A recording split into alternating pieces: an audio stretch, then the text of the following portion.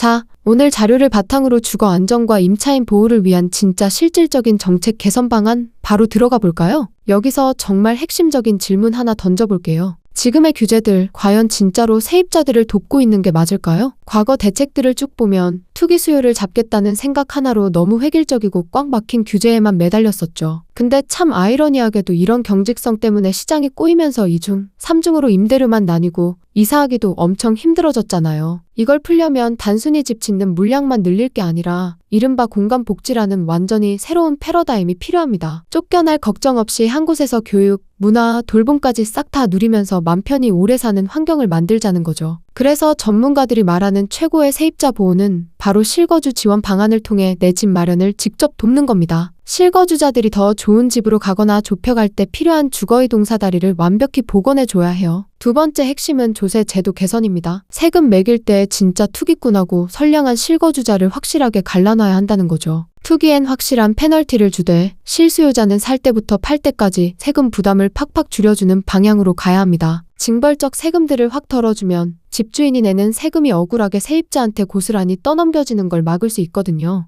여기에 재산세, 소득공제까지 딱 도입하면 필수 생활비인 주거비 부담 자체가 확 줄어드는 엄청난 효과가 생깁니다. 자, 다음은 그 유명하고 엄청나게 꽉 막힌 전월세 5% 인상률 상한제 얘기 좀 해볼게요. 이 딱딱한 숫자 하나 때문에 새로 들어오는 사람하고 원래 살던 사람 사이에 말도 안 되는 불평등이 생겨버렸잖아요. 그렇다면 이렇게 임대료를 꽉 누르는 게 무조건 세입자한테 좋을까요? 데이터와 경제학이 말해주는 부동산 시장의 진짜 현실, 그 임대료 규제의 나비 효과를 파헤쳐 보겠습니다. 이 모든 논란은 세입자를 보호하겠다는 선의의 주택임대차보호법에서 출발했습니다. 핵심은 딱 이겁니다. 계약을 갱신할 때 임대료를 딱 5%까지만 올리도록 묶어버린 거죠. 근데 여기서 문제가 생깁니다. 물가도 오르고 세금도 팍팍 오르는데 월세만 못 올리게 막으니 집주인들 입장에선 억울해지는 거죠. 이게 시장을 어떻게 꼬이게 할까요? 전세 안 내놓고 매물시가 마르고 결국 새집 임대료가 폭등합니다. 참 아이러니하죠? 기존에 살던 분들은 혜택을 보는데 정작 새로 집 구하는 분들이 직격탄을 맞게 됩니다. 바로 이중 가격 현상입니다. 똑같은 아파트인데 새로 들어가는 세입자는 엄청나게 뛴 가격을 감당해야만 해요. 전세는 씨가 마르고 월세로 싹 다 바뀌고 규제 없는 동네 집값까지 뛰는 대혼란이 벌어졌죠. 여기서 끝이 아닙니다. 진짜 숨겨진 대가는 따로 있어요. 바로 집 자체가 점점 낡아간다는 겁니다. 생각해보세요. 임대료를 못 올리는데 누가 자기 돈 들여서 도배장판 새로 해주고 보일러를 고쳐주겠어요? 연구자들의 결론은 꽤 단호합니다. 억지로 가격만 누르는 건 결국 주택 생태계 전체를 망가뜨린다는 거죠. 때문에 무조건 5%로 막는 고정된 상한제 대신 객관적인 경제 지표를 반영해 탄력적으로 허용하자는 대안이 계속해서 나오고 있는데요. 그렇다면 애초에 왜 이런 무리한 법이 만들어졌고 근본적으로 무엇이 문제였을까요? 이 얽히고 설킨 시장의 해답을 찾기 위해선 눈에 보이는 경제 현상을 넘어 임대차 3법 이면에 숨겨진 법적 마찰을 짚어봐야 합니다. 세입자를 위한 법이 왜 시장을 흔들었을까요? 정치 얘기 말고 딱 법적 관점만 볼게요. 첫 번째 마찰은 바로 사적 자치입니다. 내 맘대로 대등하게 자유로운 계약을 맺는 민법의 핵심 원리죠. 그런데 국가의 강력한 개입이 들어오면서 이 계약의 자유와 정면으로 쾅 부딪힌 거예요. 사실상 4년 연속 계약과 엄격한 임대료 상한선이라는 꽤 무거운 룰이 생겼거든요. 특히 이 딱딱한 5% 상한선은 물가나 시장 상황은 아예 패스해버려서 자율성이 훼손됐죠. 법 밖의 생각도 비슷해요. 일방적인 보호가 헌법상 재산권과 사적 자치를 심하게 침해할 수 있다고요. 이런 법적 마찰이 앞서 말씀드린 기형적인 시장을 만든 겁니다. 4년치 동결을 우려한 집주인들이 처음부터 전셋값을 확 올리면서 매물 자체가 싹 말라버렸고 전셋값이 20% 넘게 폭등하며 전세 사기 같은 부작용이 터졌죠. 민간 전월세에 의존하는 34%의 평범한 사람들에게 말 그대로 직격탄이 된 겁니다. 그래서 전문가들은 일방적으로 치우친 보호법 말고 임대인과 세입자 양쪽 권리가 균형 잡힌 임대차법으로 가자고 합니다. 단순히 싼 집이 아니라 살기 좋은 집을 늘리기 위해 민간 공급을 활성화하고 물가 연동 탄력 상한제를 쓰면서 징벌적 세금 대신 세제 혜택을 주자는 거죠. 자, 딜레마입니다. 얽히고 설킨 이 부동산 시장에서 과연 우리는 완벽한 황금 비율을 찾아낼 수 있을까요? 시장의 자유를 살리면서 동시에 진짜 세입자도 완벽하게 보호하는 지속 가능한 미래, 우리 함께 제대로 고민해봐야 하지 않을까요?